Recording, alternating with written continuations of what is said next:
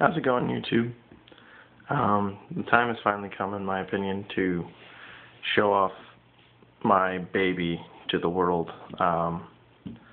This is Paladin TCG, a game I've been developing for, honestly, about 12 years. It's quite amazing, in my opinion. A lot of people that play it really enjoy it. I got 15 minutes, so I'm not going to, choke up here and go into a long spiel.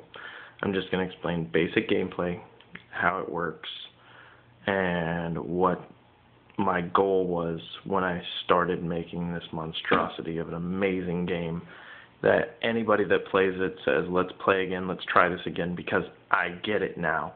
It takes a game to honestly play one time. You play one game and you're hooked. So I hope you guys enjoy this. This is my baby. Please be gentle. Okay, so to begin, this game has 12 colors.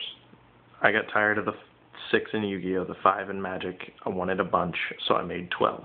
Fire, wind, earth, water, ice, nature, lightning, steel, light, darkness, spirit, chaos. Each of these basically was to cover a different terrain that existed in the world. I've already blown a minute and a half, so we'll just move on. Bottom line, each element plays different. Each element is good. Each element has its own strengths and weaknesses. Splicing, you can put up to 300 different combinations. You'll never get bored, just with colors. So, there's also a second different back in this game. You have your sources. In Magic, you have land. In Yu-Gi-Oh!, you have nothing. In this game, you have resources. Resources are pretty simply defined. These are what give you access to play everything in the game. Without these, you can't play any cards. Bottom line. So, you have resources in 3 different forms. You have standard sources, super sources, and master sources. I keep flipping them.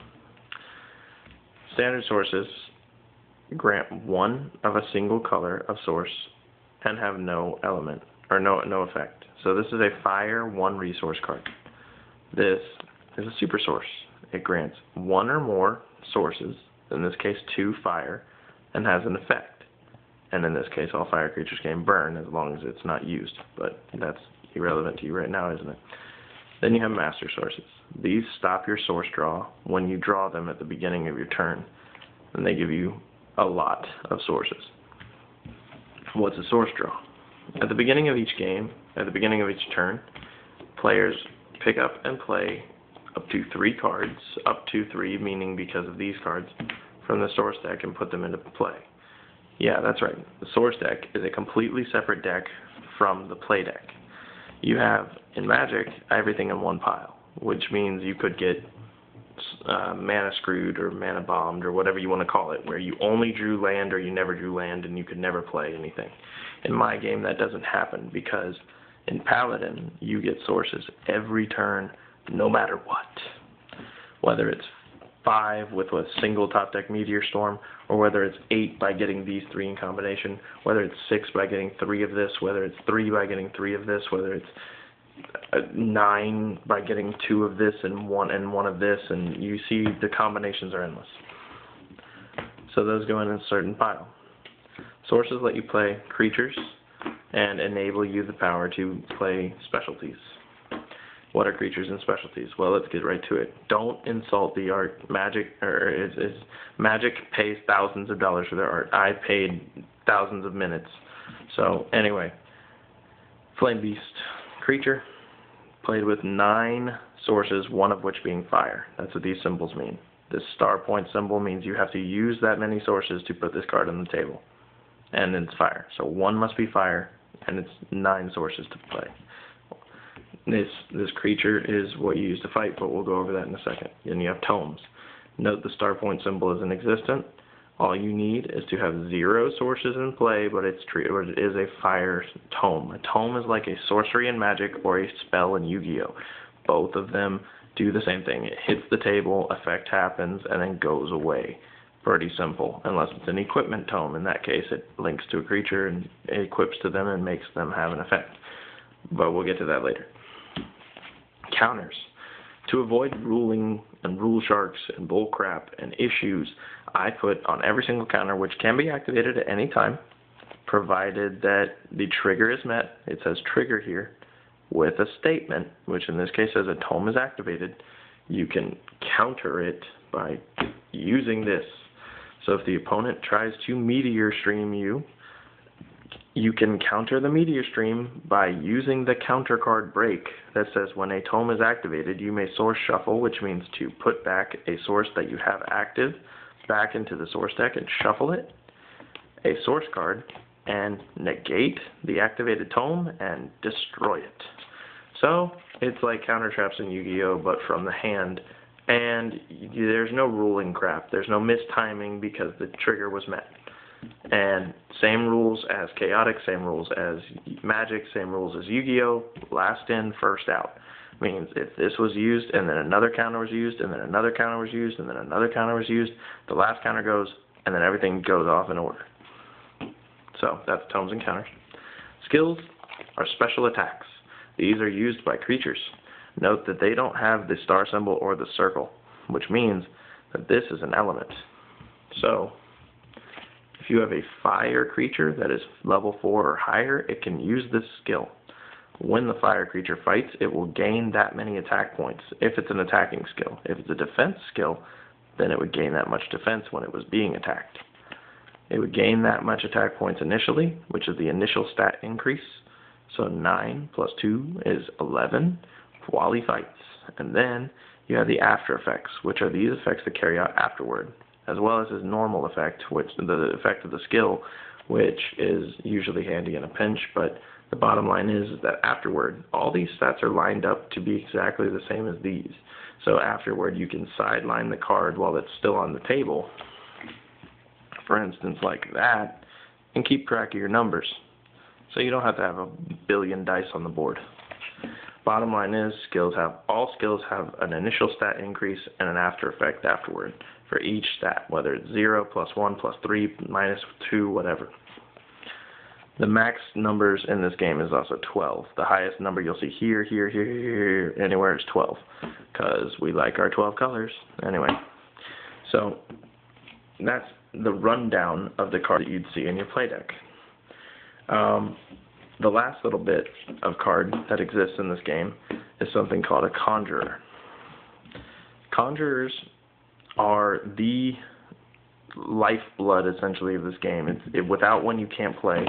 So when we make starter decks, there will be conjurers included. Don't worry about that. There will be a conjurer included in every starter deck. Point is, without a conjurer, you can't play. This stat is irrelevant at the beginning of the game, because at the beginning you pick a conjurer, similar to Vanguard, similar to, I don't even think of another game. You pick one at the beginning of the game and put it out, and it is you.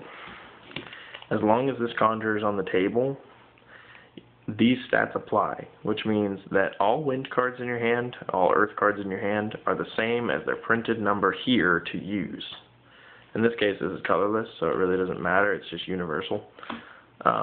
But it also says this little fire symbol has a -1, which means that while he's your conjurer, this flame beast is -1. So to play him, you don't have to use 9 sources. You have to use 8 sources. That's fast. That's better. That means he's a fire conjurer, even though he's a colorless card technically. And then he usually has an effect that helps out his deck style. Fire likes to get rid of their stuff for advantage, and he does it very well. This is Zillant.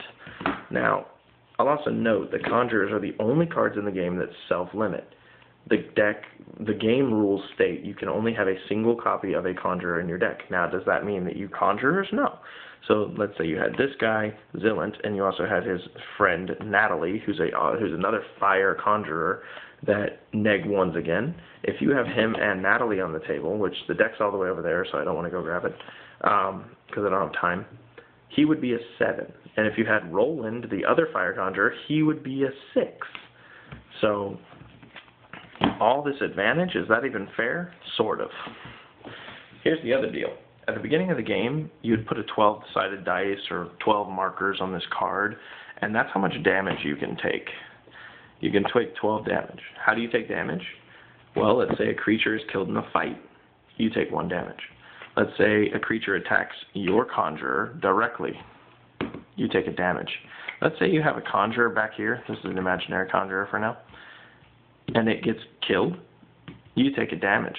So there's 3 ways to take damage. Direct attacks, having a creature die, or having a conjurer die. Conjurers all also have a level right here. This is how you can help play them from the deck. So let's say you did want to play Natalie and you did want to play Roland in the fire deck. That's perfectly doable. It'll cost you their sources to play initially because you have to use them. But after you play them, that becomes their life.